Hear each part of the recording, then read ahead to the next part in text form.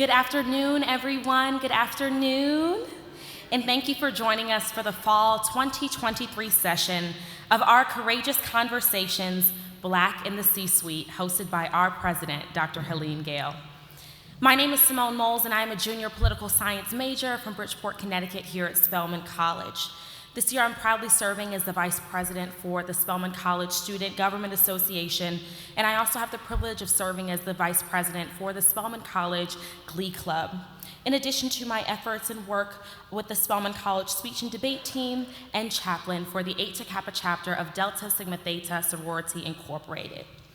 And today I have the distinct pleasure of welcoming you all to today's Courageous Conversations, a unique opportunity to engage with and learn from Black women in leadership and to ensure that their stories are amplified for the world to hear about them. We all have the honor of hearing two esteemed leaders on the stage with us today. I am in awe of the experiences of both our president, Dr. Gayle, and Dr. Ruth Simmons. We will hear more about Dr. Simmons' background from Dr. Gayle, and I look forward to hearing her words of wisdom during today's program. I'm grateful to the college for giving us this opportunity to hear these life-changing stories of success and lessons learned. Stories that our future Spelmanites will take with us along our journey towards changing the world. And now I am pleased to introduce Dr. Gayle, a world-renowned public health and nonprofit leader and physician with deep experience in STEM, economic development, humanitarianism, and health equity. And we are fortunate to have her as our 11th president here at Spelman College. Please join me in a virtual and in-person applause to welcome Spelman College President Dr. Helene Gayle and Dr. Ruth Simmons. Thank you, Dr.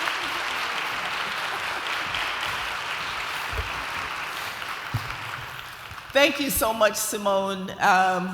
Once again, I get the opportunity to be introduced by somebody who I know will far eclipse me, who represents the incredible women we have here at Spelman. So thank you so much, Simone. You are such an example. You said a little bit about who you are, but she is paving her own path to leadership. Aside from the activities and accomplishments that she mentioned, she is already making inroads into the world of public policy and government affairs, including she was a recent legislative internship, did an internship with Senator John Ossoff, Democrat of Georgia, during the summer, and with congressional internship with Congresswoman Johanna Hayes from her home state of Connecticut the previous year. So she's already making her mark and doing great things. But in addition to that, she has in many ways amplified the voice of marginalized people through the work that she has done through the various different clubs and opportunities that she's been involved here with at Spelman. So thank you so much, Simone. Thanks for all you do, and thanks for being such a beacon of leadership here at Spelman College.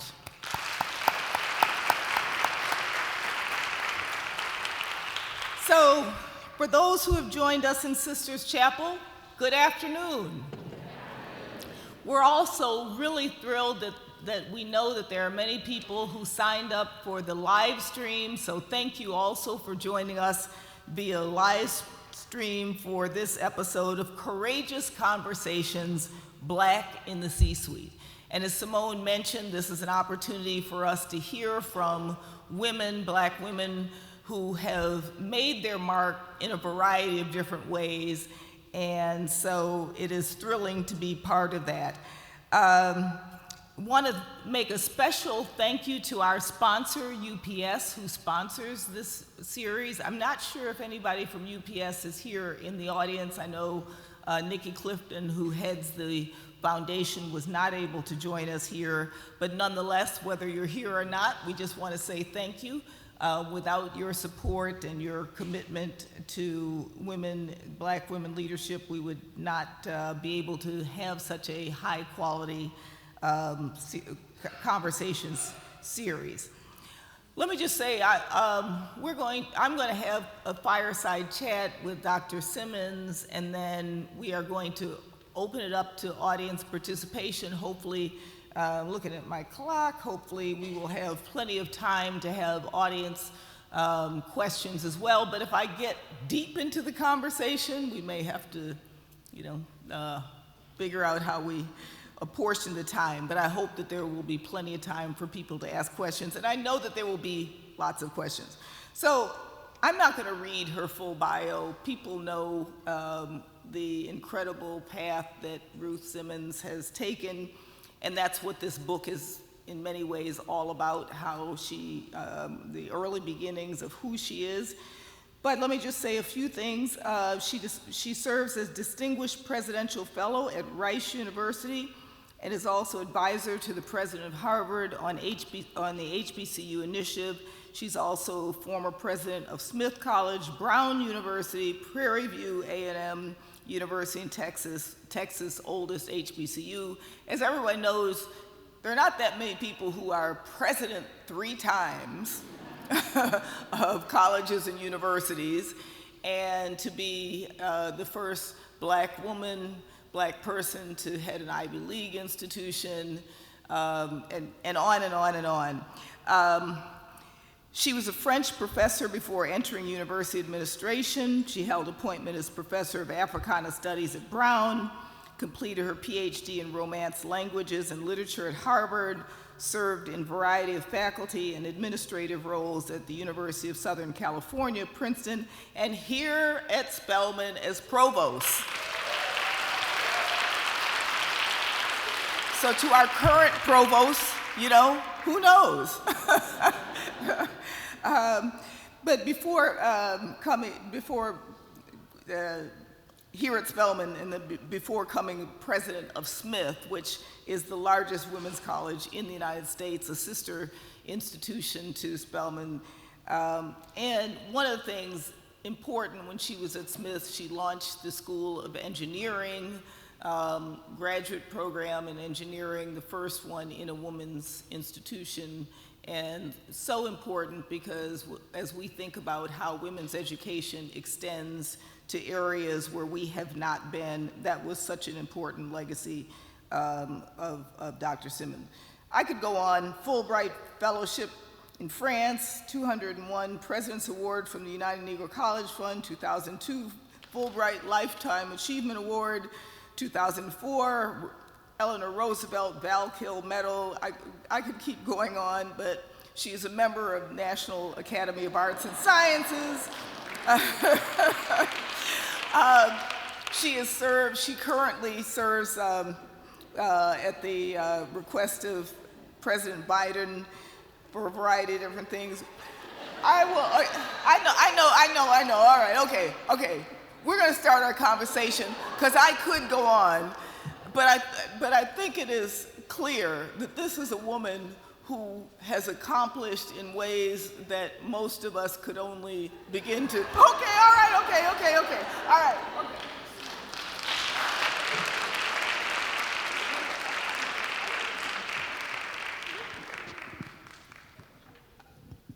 Well, none of us like, and I should have whittled this down, but we are so proud of you in so many ways.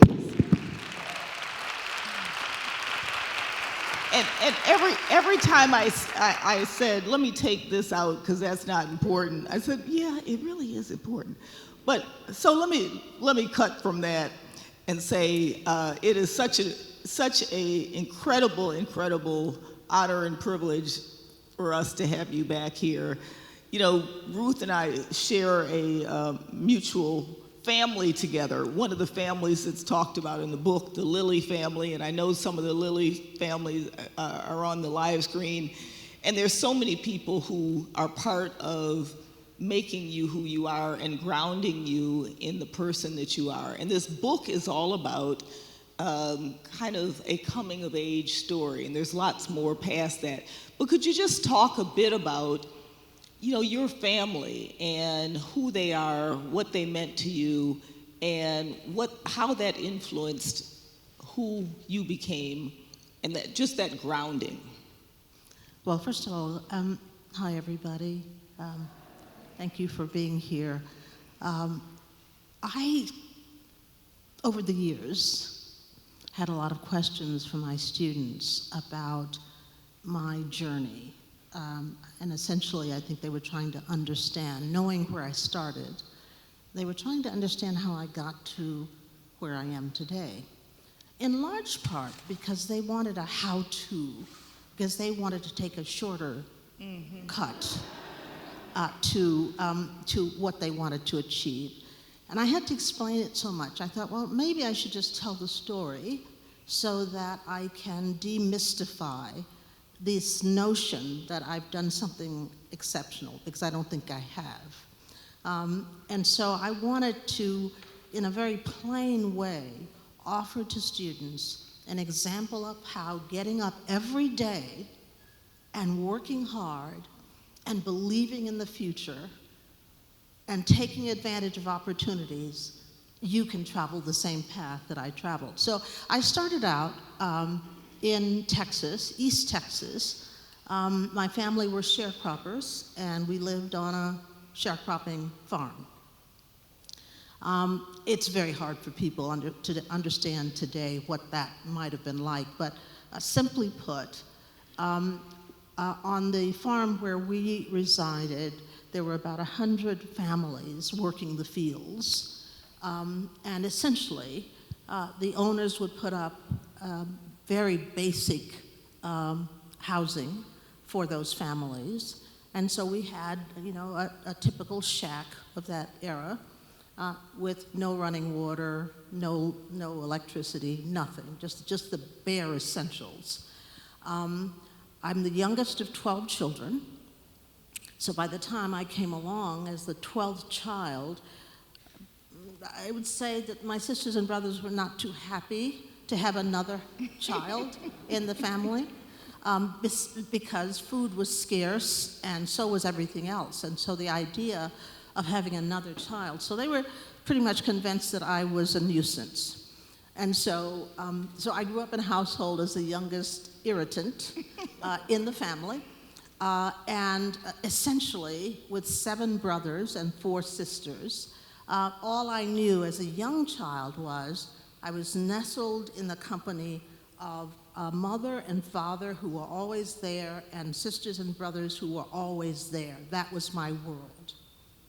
A lot of people question the poverty that we lived in, but of course, if you're in that setting, you don't actually know that you're poor. What I knew as a young person was that I had all of these people around me who loved me, even though I was an irritant. And that was the most important thing in my life, that I was surrounded by people who cared about me. So that very difficult existence morphed into a somewhat different existence when my family moved to Houston. And I enrolled in the schools in Houston. That was a tremendous change for us because in the rural area where I was born, mostly you couldn't go to school because it was the economy of that period demanded labor, hard labor. And so school was not considered important. What was important is that you toiled in the fields. And that was the background, the backdrop. So when we moved to Houston, finally that meant that by the grace of God, we were able to go to school every day. And therefore, because we went to school every day, we had a chance to learn and to think about a future that was very different from the one that we had inherited, as it were. And so in school, I excelled in school. I met wonderful teachers. In those days, Helene, blacks didn't have a lot of choices professionally. So the crème de la crème in the black community became teachers, often. And so we had the best of the best as teachers. And they devoted an enormous amount of time and attention to us. And they did something that I consider today absolutely magical, and that is We were in the middle of Jim Crow South with no future possible for black people. And yet, they imagined a different future and prepared us not for the world we lived in, but for the world beyond that. Yeah. And somehow, I just can't imagine how they would be foresighted enough to know that the world was going to change. But they imagined it, and so prepared us for college, prepared us to go on to do things. And that's my whole story, that because of these people who stepped onto my path, and without, hi India, how are you? Everybody welcome Miss Indy Iree.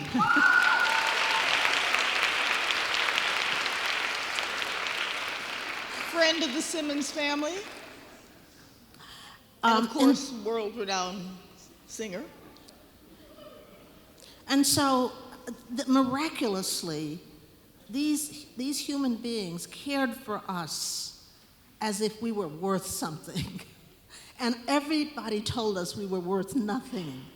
You know, we'd walk down the street and gratuitously cars would pass and just call us niggers as we were walking down the street. We were used to all of that. But when we were in school with these teachers, we were queens and kings. And so as I say in my book, I am so grateful for all of those people who stepped onto my path and helped me imagine a different future from the one that I thought I was entitled to. Mm-hmm. You know, it's interesting, as you said, you know, you started writing this book because people often asked about your journey, and you clearly have achieved a lot in your lifetime. And I remember when I first started reading the book that I kind of said, wow, this is a simple, plain story of somebody's life. And that, in some ways, is the real beauty of it. Because, yes, it is a plain, simple story of somebody's life, but I think it also does tell people that sometimes that's enough, and that will get you to the next stage. Exactly. And so by the end of it, I realized what a really profound statement it was overall. So, you in your last answer, you threw out crème de la crème.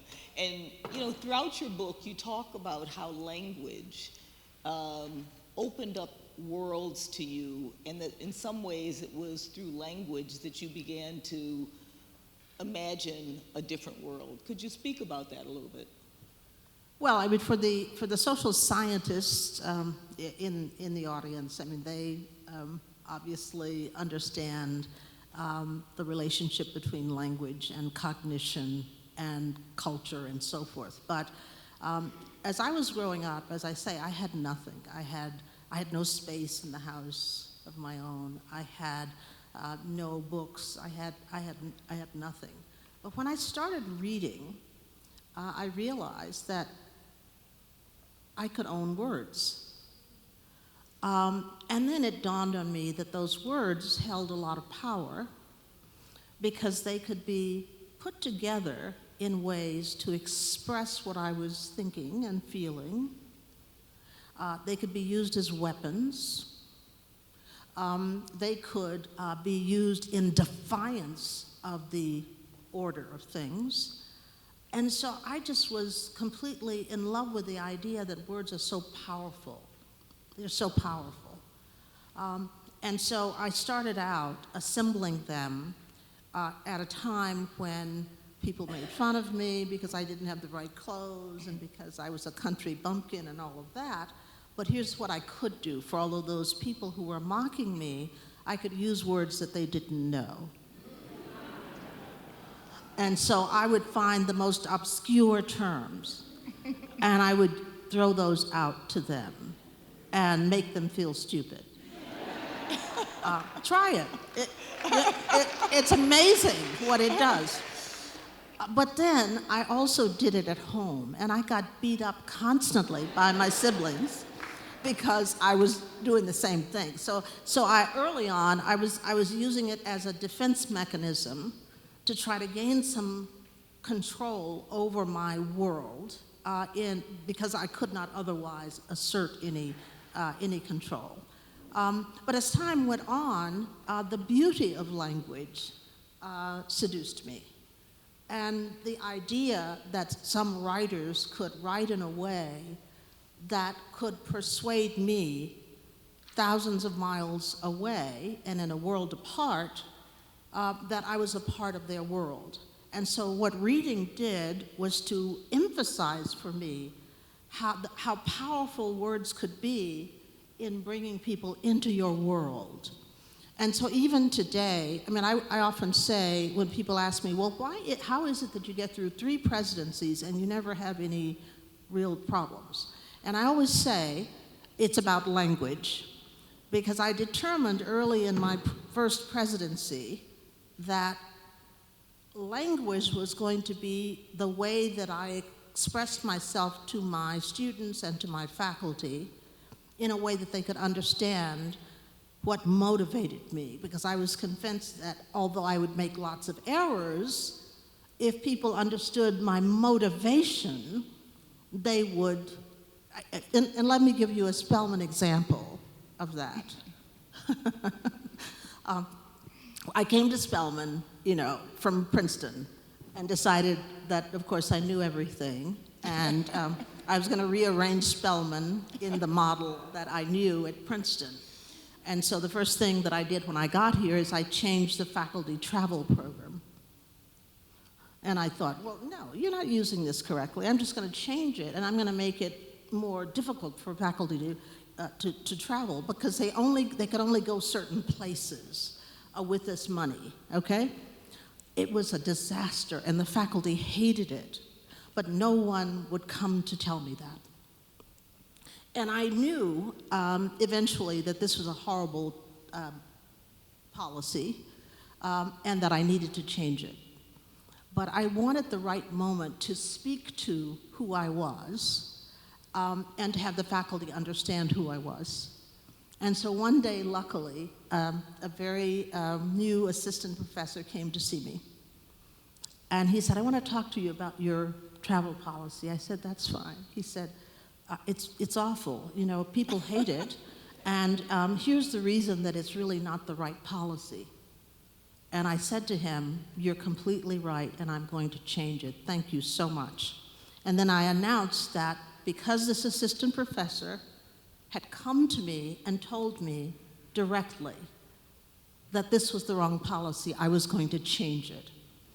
And so after that moment, admitting that I was wrong, admitting that I would listen to an assistant professor and not just important people, right? Assistant professors are important, faculty, but faculty are what they are.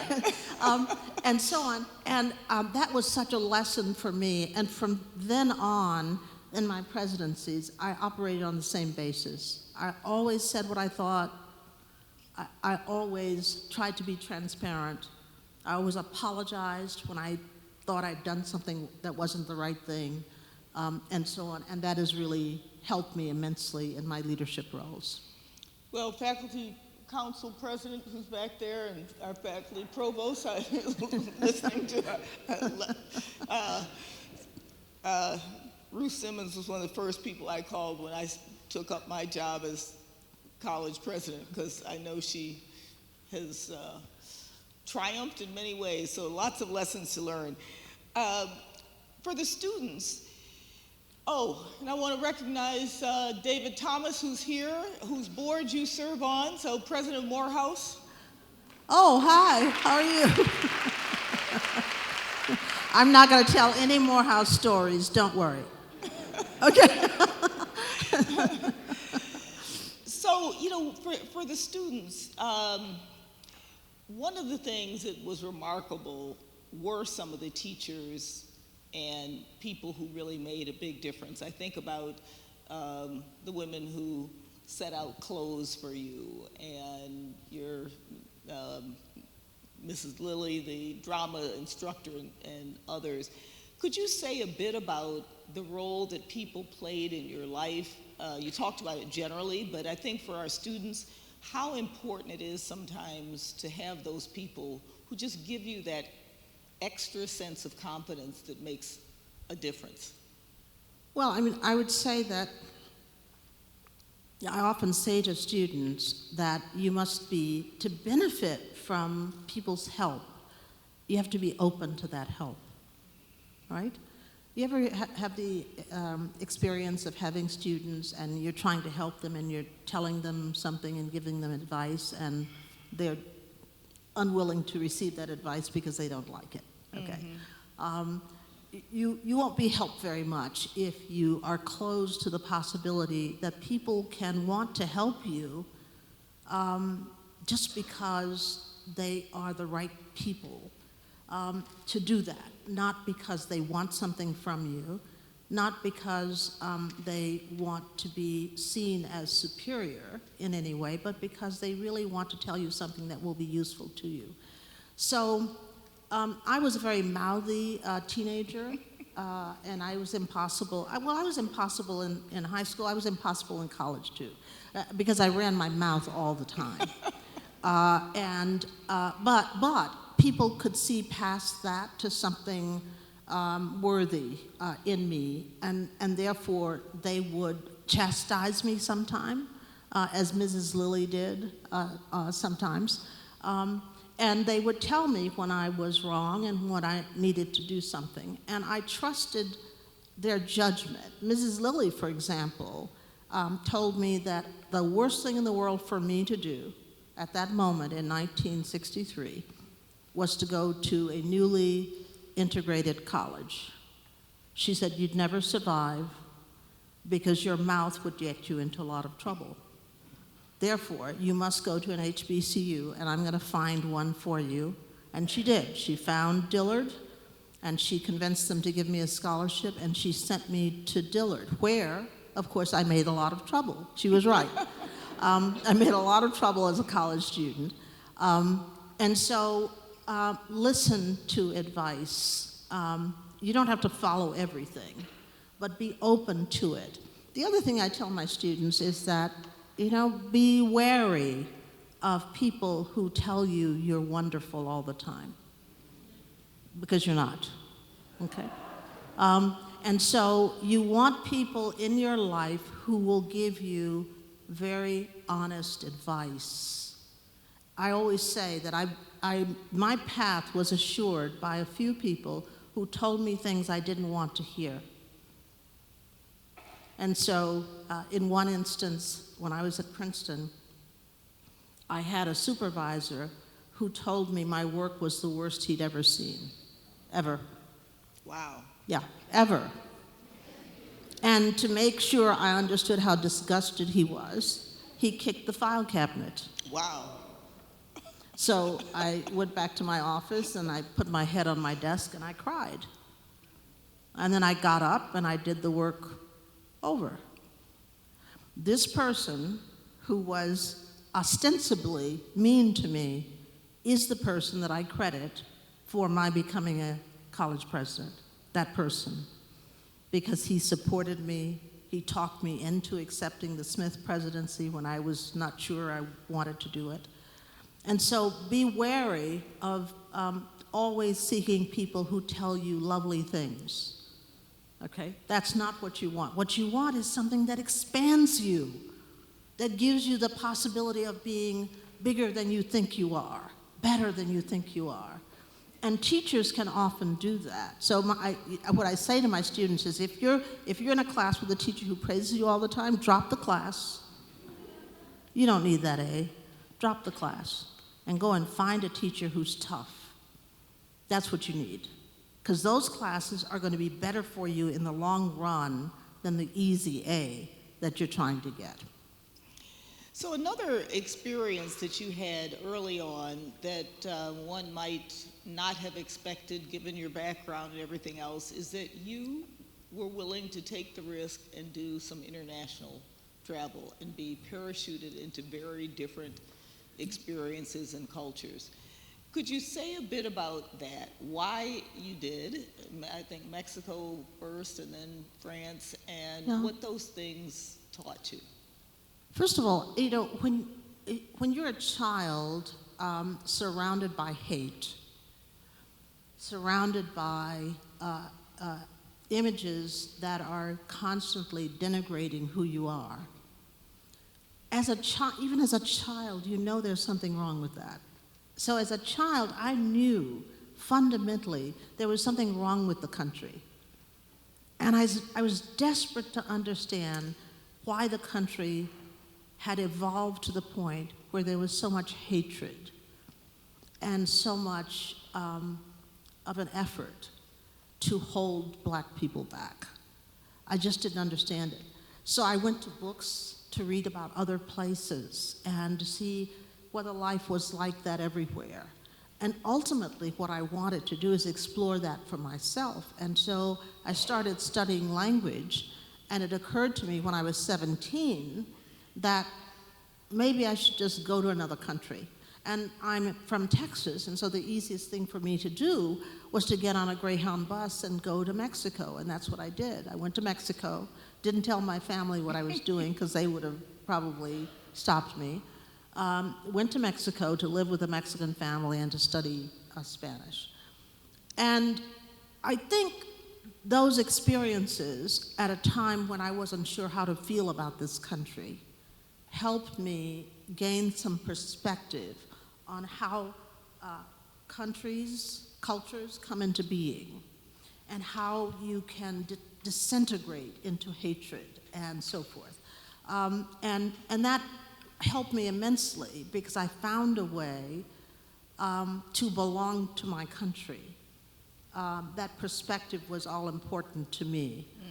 And more than that, it told me what I needed to do as a human being to feel that I was not going to be part of the problem. Because it's easy, if you are surrounded by hate, to become a hater yourself. Yes. It's easy, if you're surrounded by racism, to become a racist yourself. And I wanted to work first on myself to make sure I never repeated the problem that I saw that had burdened my parents and their parents and all of my family. And so what it has meant to me in the end is a larger worldview that helps me put in perspective a lot of the things that are taking place around me. And I think, frankly, today, if you're not busy trying to go to different parts of the world to see what life is like elsewhere, you're missing the boat. Because everything is international. Even when you think in your day-to-day world it is not, it actually is. The economy is. The effect on your job is very much likely to be international. The actors who are important in your life will be international actors. And so get to China, get to Russia, get to far-flung places and see what's happening there, because they will have an impact on your life. And most of all, if you have any desire to be a leader, you have to be international. There is no leadership that is grounded solely in this country anymore. So, and I think for some reason that probably, and in my time, was one of the biggest reasons that I became a college president, is because early on, I was doing that when others were not. Mm-hmm. So you kind of touched on it in that answer, but people have often commented that given where you came from, you could have been incredibly bitter, but you have not, and that you have always figured out the path to reconciliation versus anger and hostility. What's your secret formula? I mean, all of us, there are days where I'm sure going to hostility and anger might be an easier place to go to. But how, given where you've come from and all the different factors that have helped to shape your life, have you been able to come to that path?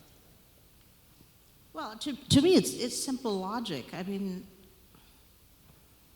whatever has been done to you, if you do it in turn to others, what's the logic of that? That means you have not learned. So fundamentally, I wanted to be a learner throughout my life and not to be derailed from that path because of something that somebody thought or did. And it's true, the New York Times review suggested that I should be angrier than I am. I can be angry. Ask my children. I can be angry, right? But here's the thing, and here's something that happened recently that has surprised even me. So, as I said, we lived on a sharecropper's farm, the Murray farm. And when my book came out, the Murray family contacted me. And they want to meet with me. And so I thought of this as a kind of family issue. So I went to my brothers and sisters and I said, the Murrays want to meet with me. What do you think? Absolutely not, right? In truth, they were older and they got the worst of the labor on the farm. And so I understand that their anger is probably greater than mine. But at the same time, that's what they think. They don't want to have any part of that. But I'm going to meet with them. Yeah. Okay? Yeah. Because what is to be done other than to try to deal with the issues from the past and reconcile yourself to those issues? Because in the end, we have to learn something from the past. So on that, and I'm going to start asking people, if people have questions, maybe start lining up. I'm going to start doing some audience questions. But, so learning from the past. At Brown, you took a very courageous stance and looked at the role of slavery in Brown. You are now the advisor to the Harvard president after they did the report on slavery and helping to think about how Harvard can do something to recognize their role and hopefully be a positive force for change, particularly with HBCUs. So could you talk about what actually led you to do that at Brown, and where do you see the parallels in what Harvard is trying to do, all in that sense of how do we revisit the past without being bitter? Well, when I arrived at Brown, I got a question, and the question was, what was the role of the founders of Brown in the slave trade? It was just a question. So I thought, okay, well, I have to answer that. So when I went to the public relations person, I said, can you give me information about, the founders in slavery? And she said, there's no such thing. They had no role in slavery at all, okay? Then I went to the history books on Brown, and there was no mention of slavery anywhere in the history books. Wow. But still the question had to be answered, and it was a persistent question because some were aware of the Brown family, and they asked the question. So in my view, as president, I had an obligation to answer the question, period. And so I commissioned a group to look into it and to come back with a report on what that history was. So I like to say that when I undertook it, it was a very simple thing for me. I wasn't trying to do anything big at all. I wanted to answer a simple question. That's it. And I wanted to answer it truthfully and fully. And for those of you who are in leadership positions, always remember that the judgment of what you are doing may not occur for many years. And so you cannot necessarily always do things that are going to be calculated to deliver big results. Often, the things you do should be calculated to do the simplest thing. And so when I started that, black people were pretty upset with me when I announced that I was doing this study of slavery, because I was the first black to head an Ivy League university, and they said that I was going to ruin it for every black person to come after me. And what was I doing? In fact, Nellie McKay called me and said, asked me if I had lost my mind. So it wasn't just that whites were very upset. Black people were upset too, because they were thinking about the fact that it was already very risky to be the only black president of the Ivy League, and here I'm coming with this black stuff on top of it, okay? And so they were castigating what I was doing. So what led me to do it was to be true to what I promised when I became president of Brown. And what I promised when I became president of Brown is I would be the person I am and not somebody else. In fact, when they offered me the job, I said I needed to talk to them because I was convinced that they didn't know who I was, okay? And what I said to them is, I will not be the president of your dreams. I will not be the president that was like the last president. I can only be the president based on who I am and where I've come from. And they said, we can live with that. And so I agreed to become president. But I wanted to demonstrate more than anything that I was not afraid to pursue things that in the interest of telling the truth, because in the final analysis, universities are about what? Truth. Truth. Yeah. Right? So I couldn't tell a lie that said we're about truth, but by the way, we're going to hide the story of the links.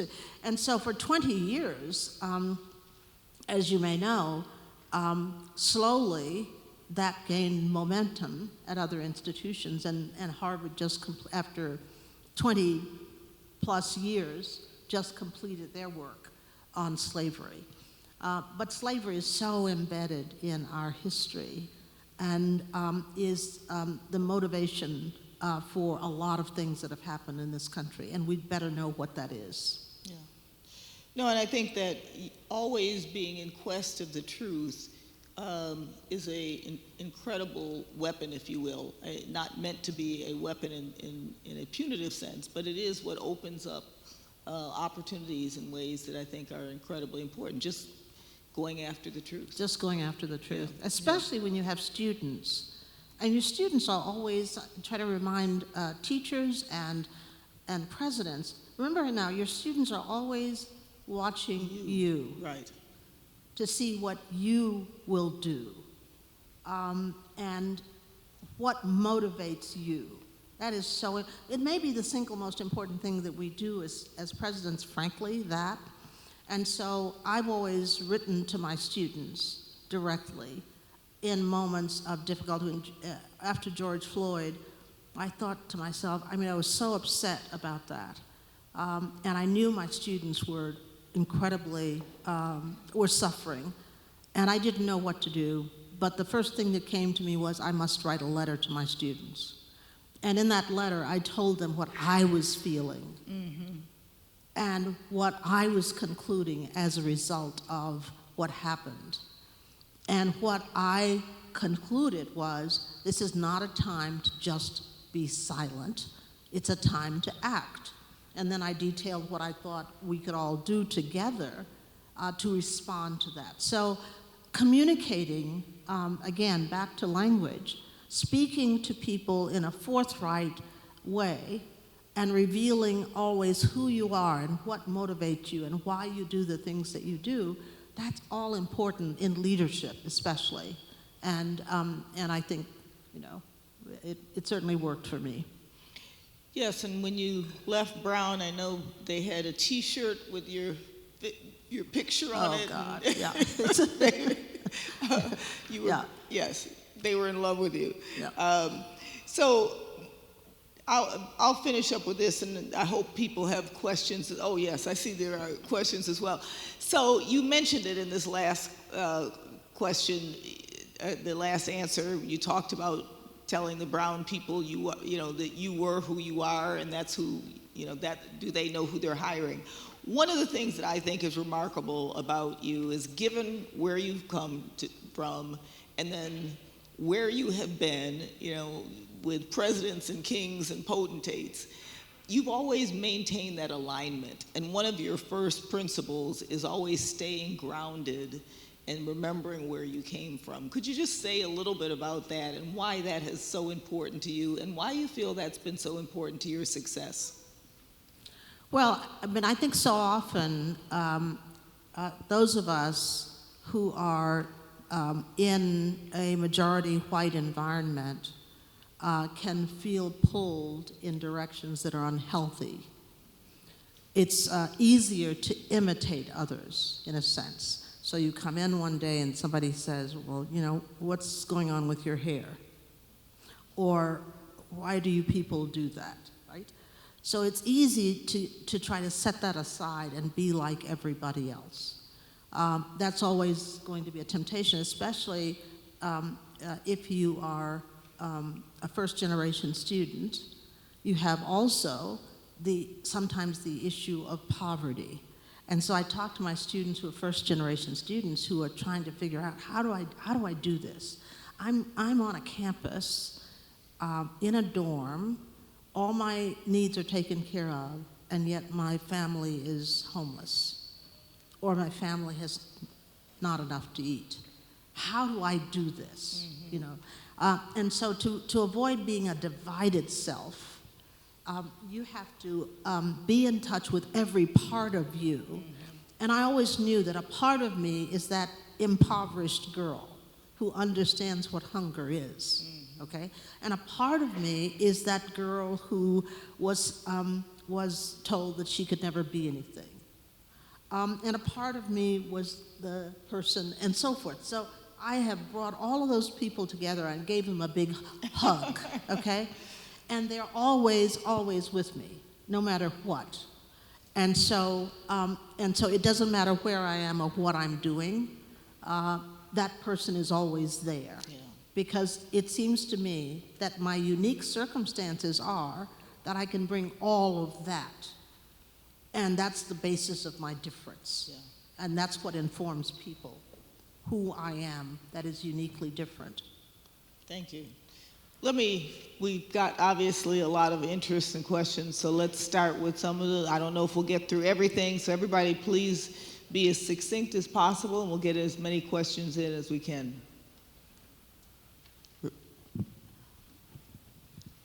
Hi, Dr. Simmons. Hi.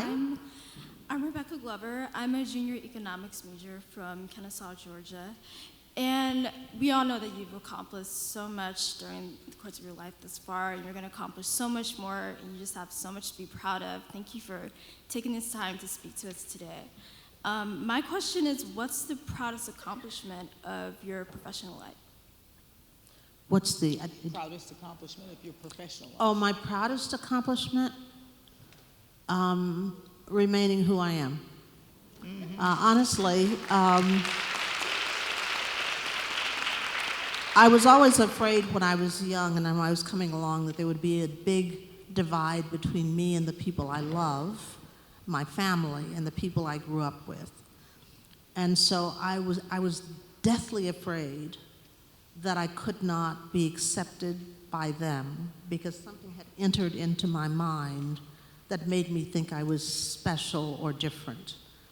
And so the fact that I am accepted by people who knew me as a young person and who can recognize in me the same person, I'm immensely proud of that. And I think that is the mark of who I am as a leader, is that I'm that person, okay?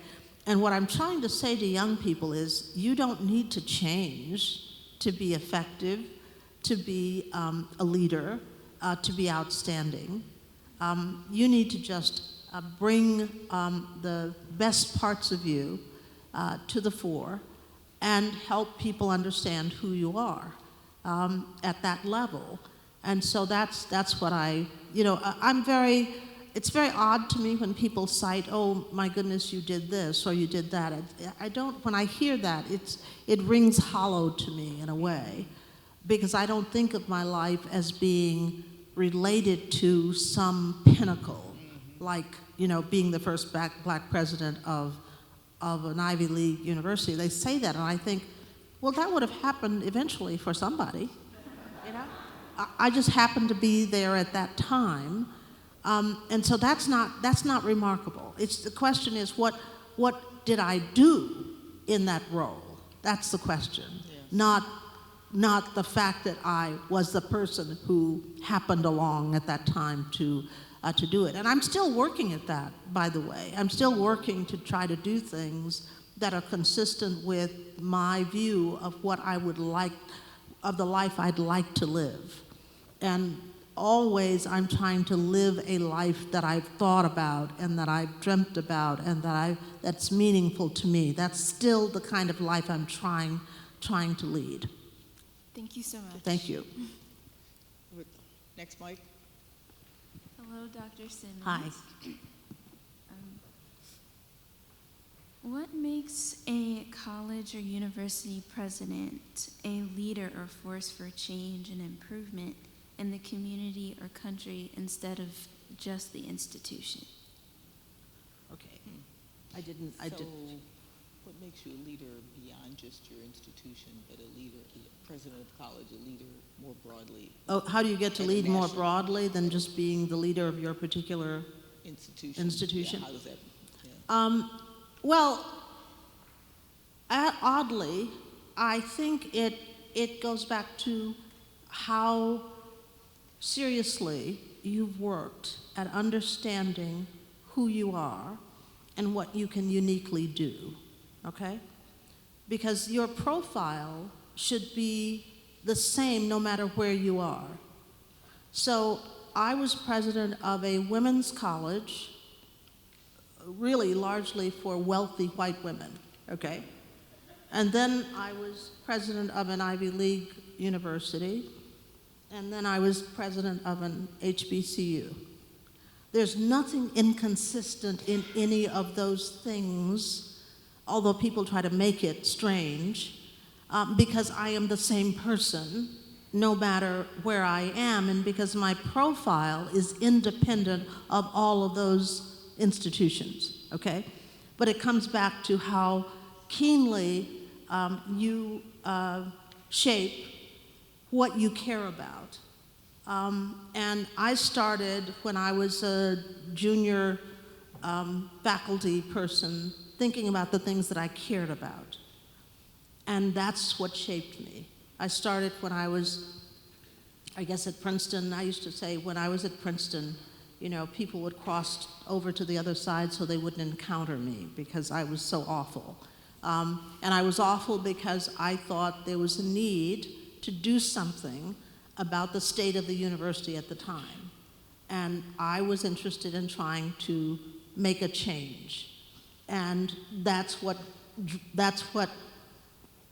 drove me, wanting to make a change and make it better for students coming along after me.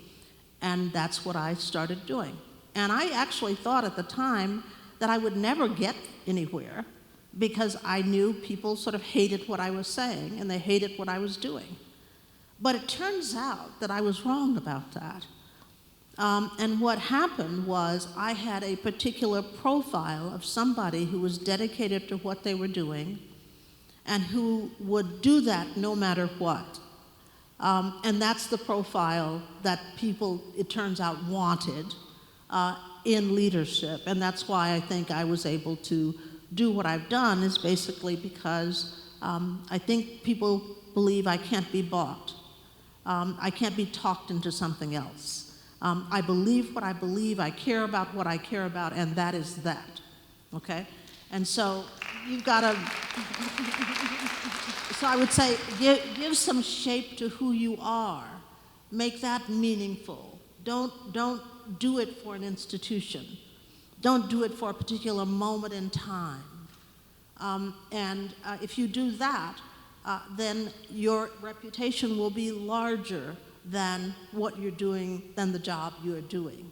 It will be about who you are as a person. Thank you. Thank you. Next, Mike. Hi, my name's Alicia Allen. I'm a first year at Spelman, and I remember you saying how education and teachers were essential to the Black community. So my question for you is, in a world where children's math and reading scores are rapidly becoming lower and we are having teacher shortages, what does this mean for the Black community and our progress in society? Well, I mean, we are in a perilous state, as you know, both because of policies being enacted to take control away from teachers. Okay, imagine a powerful teacher in the classroom who is really teaching students what they need to know, and the state comes in and says, you may not teach that. You may not allow them to read certain materials. So both from the standpoint of the policies being enacted today, the political environment today, and otherwise, we are in jeopardy. And so I'm involved in a number of things to try to promote the idea of highly qualified students going into teaching. Because the destruction of our schools is one of the most challenging aspects of modern life in this country, okay? In Texas, for example, the superintendent in Houston has called for the elimination of libraries in certain community schools and turning them into detention centers. The extent to which this is happening across the country should frighten us all. So I think getting involved as a community member, as a citizen, and making sure that you support strong schools and strong teachers is essential, because there are a lot of people leaving the profession today because they have no support. Thank you. Okay, I think we'll take these last ones. We'll run a little bit over because we started a little late, but we'll take these over here. Were you asking a question too, or you just? No. Yeah, I thought you, okay. All right, no. And I know some students have to go to class, but we'll take the last four here. Hi, Dr. Simmons. Hi. My name is Sierra Barnett. I'm a first-year international studies major from Washington, D.C. My question is, in this world, we see a large emphasis being placed on digestibility. People today are afraid to challenge the status quo or speak up with a different opinion in fear of lack of support. What advice would you give to those who want to start having difficult conversations or express a controversial opinion, but may be afraid of the repercussions? That's excellent question. Well, you can see even in the news today how difficult it is to even have conversations. But to me, there's only one way to address that, and that is to persist in having those conversations. To live in a world in which you are unable to express your opinion is beyond chilling, okay? And if you want to have a life that means something, you cannot have a life that means something if you're not willing to put your opinion out there, okay? You can't. You can go along with, or you can be silent, but ultimately you're not likely to be happy with that in the end. The other thing to keep in mind is that fashion changes. So as I said, in my young career, I was kind of a pariah because I was always expressing my opinion about things. But I didn't know things were changing around me. That's why I thought I would never get anywhere, because I just kept expressing my views. But it turns out that when you are contributing to societal advancement, by judging things, by analyzing things, by expressing a view, and so on, that you're doing something worthwhile, and ultimately people recognize that. Now, I will add this caveat. It's not useful to express your opinion that is not backed up by knowledge, okay? So I learned that very early on when I was running my mouth endlessly and, nobody was paying any attention. And then I discovered I had to work a lot harder than most people, because when I entered a discussion, I had to be the person who had all the facts down. And what ultimately happened was that that's what changed the picture for me, was that I would do my homework, I would be knowledgeable, and I did not open my mouth until I had enough to back up what I wanted to say. So that's very useful to do. Thank you so much. Hello, Hi. Dr. Simmons. My name is Disney DeBerry. I'm a graduating senior political science major on the pre-law track with a minor in psychology from Durham, North Carolina, and I want to thank you for being here today. My question was, how does your experience as a former president of an Ivy League institution shape your perspective on the recent Supreme Court decision regarding the affirmative action programs, and what insight do you have to offer on this matter? Well, it's a difficult one. First of all, I have to say that I was the expert witness in the Harvard case, and so I have that bias. The judge in the lower court, who ruled in favor of Harvard initially, made her ruling on my testimony, which was this: what is going to happen to this country if we do not educate students in the context of diversity? What are we to become? It's just that simple. I still believe that very strongly, that impediments to reaching across difference, for people in this country to get to know people across different spheres, is all important to how this country goes forward in the future. I mean, we are perilously close to not being able to have a country in the future. I know that you must have heard the news today of the Muslim boy who was stabbed 27 times. His mother was stabbed also. But the violence that we're seeing in the country, the complete disregard for human rights in so many quarters today, and the will to destroy other people who are different, that is something we must address. So I don't know what the follow-on policy will be to affirmative action, but I know there will be one, because if we don't have one, we cannot be a nation. And so what I'm encouraging presidents and others to do is to work hard on the follow-on to the Supreme Court decision. And that means that if you cannot rely on race as a factor, there are lots of other ways to get at it. But you have to remain committed to diversity in companies, in institutions, because without that, we are going to be in separate spheres and at odds in the way that you're seeing in the Middle East right now. And who wants that kind of reality in this country?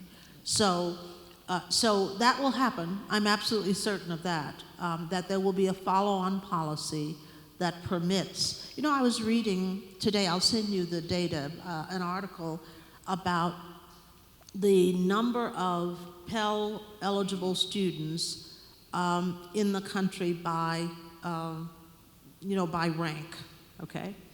And so it's appalling to see, because the wealthiest institutions have the lowest number of economically disadvantaged students. That's appalling, appalling. And so we have to go to work, and part of my work now at Harvard and elsewhere is this. Stop creating the barriers within higher education so that students believe that you have to go to a certain kind of institution to be a legitimate learner. Okay, and a part of the reason that I have gone from Princeton to Spelman, from Brown to Prairie View, is to point out consistently that it doesn't matter. Okay, you can be an HBCU, you can be a community college, you can be Harvard. But as long as you are learning, that is of value, and we need to validate that in the strongest possible terms. So I think as we continue to do that, my recommendation to Harvard is find some slots and hold them for community college students. That was my advice when I was president of Brown, is that all the Ivy League should commit to receiving community college students. So those divides are not healthy, and I think as long as we are open to pursuing information about the potential, the manifest potential in all of the communities across this country, we'll be a lot better off as a country. Thank you.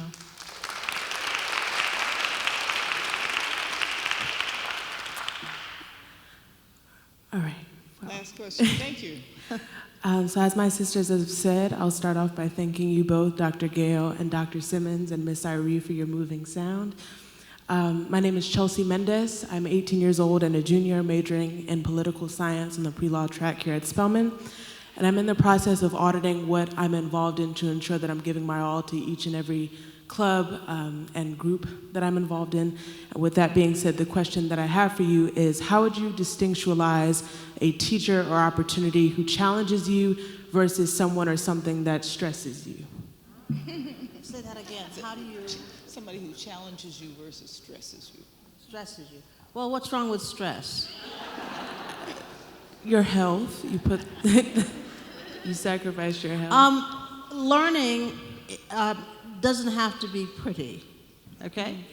Some of the best moments for me, honestly, if I have to look back and say, why am I sitting here? I'll have to say, it's because of the most difficult moments I've had as a learner, actually. So I'll tell you this quick anecdote. I was in a class at Wellesley College, and I was completely lost. I didn't understand anything going on in the class. So I went to the professor and I said, I'm very sorry, I'd like to drop this class because I'm totally lost. And he said, don't worry about it. I said, what do you mean, don't worry about it? What am I supposed to do? And he said, just work harder. I was furious. And on that day, if I'd had enough money to take a flight home, I would have dropped out of school at that moment. Because this uncaring professor told me that it was okay that I didn't understand anything in the class and that I needed to just work harder. So what I did is I worked harder. I didn't have any other choice. And it turned out that a little bit farther on in the class, one day it came to me that I understood what was going on. It was like a bolt of lightning. And I thought, how can this be? Just because I worked harder, I'm now understanding? Well, I tell my students this story all the time because that experience took away every fear I had ever had about whether I measured up. I was never afraid again, and I've not been afraid ever in my professional life. I've always thought I had the capacity to work hard enough to overcome inadequacies that I had. And that's what that uncaring professor gave me, okay? That confidence. And not only that, but I got a PhD from Harvard in the very subject that I didn't understand.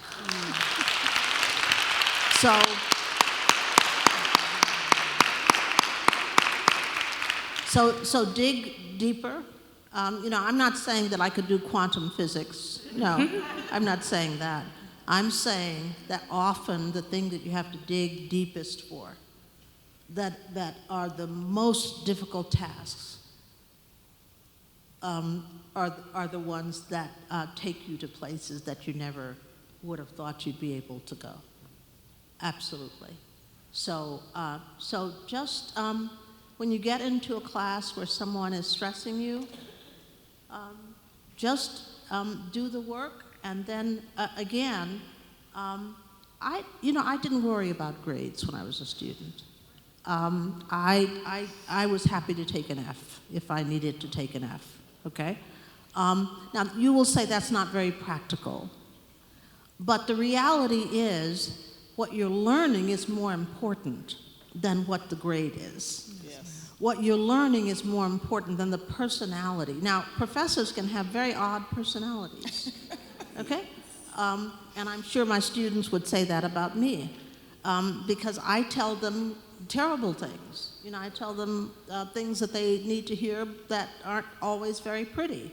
But the thing is that if you are growing, if you are learning, that is a gift to you. That's much more important than an A, okay? So keep at it. Thank you. Okay. Well, and now I'm going to read the second half of your biography. No, thank you so much. This has been incredible. Thank you for your generosity. Thank you for sharing your wisdom. I think all of you would agree this has been an outstanding afternoon for all of us.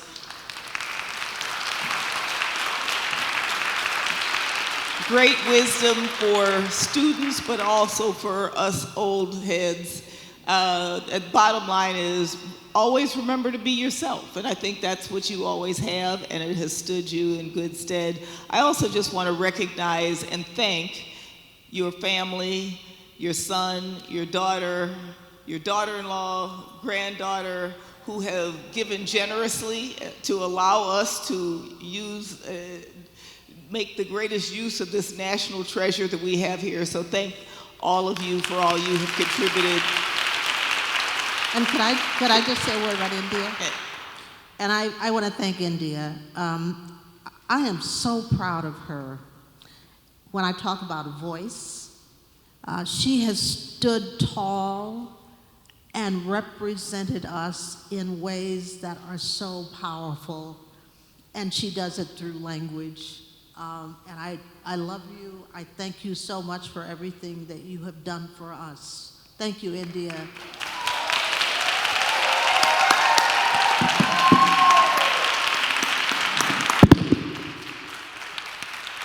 Everybody, thank you so much for coming out. Thank you for this wonderful afternoon.